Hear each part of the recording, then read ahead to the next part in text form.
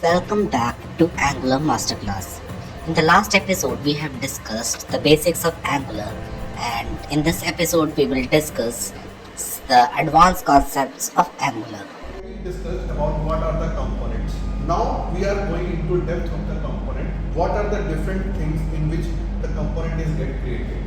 So basically, for creating a component in Angular application, you have to just write a command like ng generate component with a component name, and the component will be created. So in the component, there are different parts. First is the imports, in which the first you can have the imports, all the imports, different imports of the different third-party libraries or any different files if you want to import, that should be imported first in the component. After that, it comes with the decorators with the metadata that will consist of your template, styling, and after that the class of the component starts. So in template you have your HTML part, and in styling you will have your style part, by which you can decorate your component with a different style and different libraries.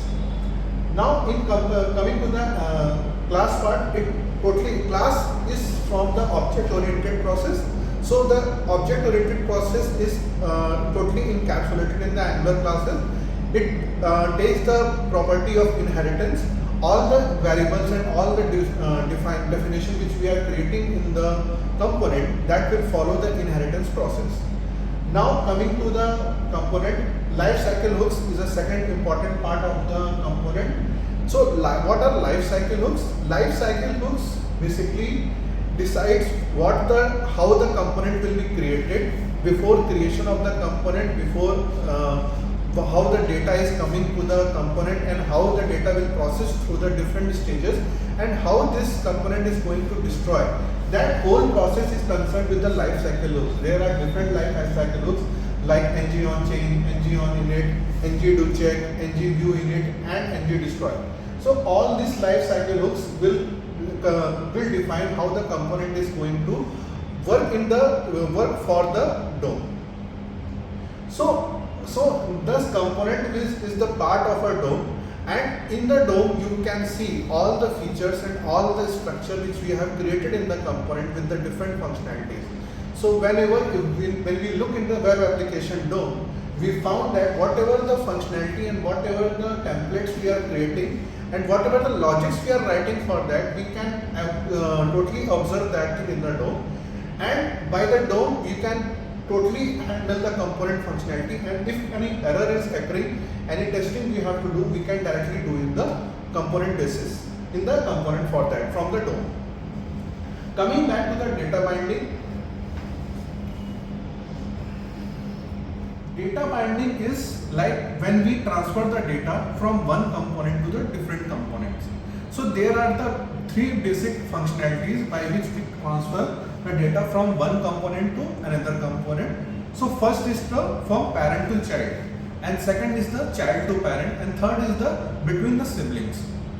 Now the concept arises, what is parent to child and child to parent, and what are the siblings? So if we declare a component inside a component, it means if any component is having, and there are many sub component inside a component, or we introduce some new view in the component, that will be act as a child to the first component, and same when the child component is there, and the two components which at the same level, that are siblings to each other. Now when we talk about data transfer from parent to child, we have a @input decorator. Inside the @input decorator, we can define the variables which we are declared in the parent component, and that variable we can directly pass to our child component, and that can access the data which we provide in the parent, that will be totally accessible in the children component.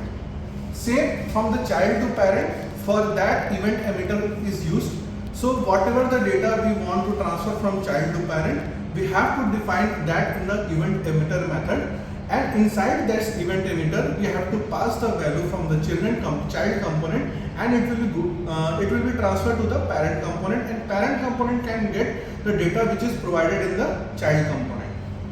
Between the siblings, there are many methods. Different logics are there for that, like services you can use, but generally we use behavior subject.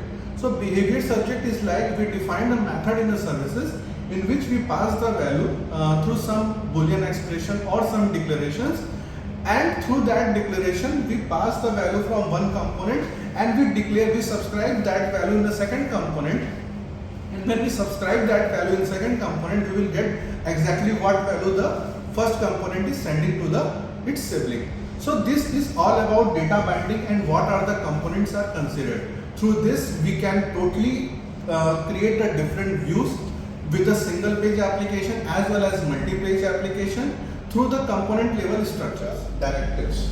What are the exactly directives are? Directives are the method by which we can change the view of any element or add some additional functionality to any component. So basically directive help us to manipulate the DOM. So how we can manipulate the DOM? So there are some inbuilt methods of directive like ngIf, ngFor, ngClass, ngStyle. So these are methods which manipulate the DOM in a different manner. Like if you see the ngIf, ngStyle, they manipulate in a structured way.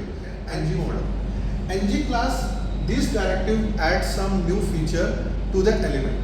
By ngClass and ngStyle and ngModel, through the binding of this directive, it provides additional features to the particular model and the element.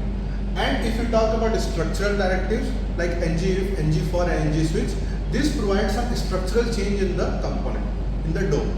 If you see with the ngIf, you can hide and show in the component, and if in the ngFor itself for looping of the data, and for ngSwitch is also a type of a conditional method. So now coming to the Angular services. Angular services is basically encompassing of the different values, functions and features to our component.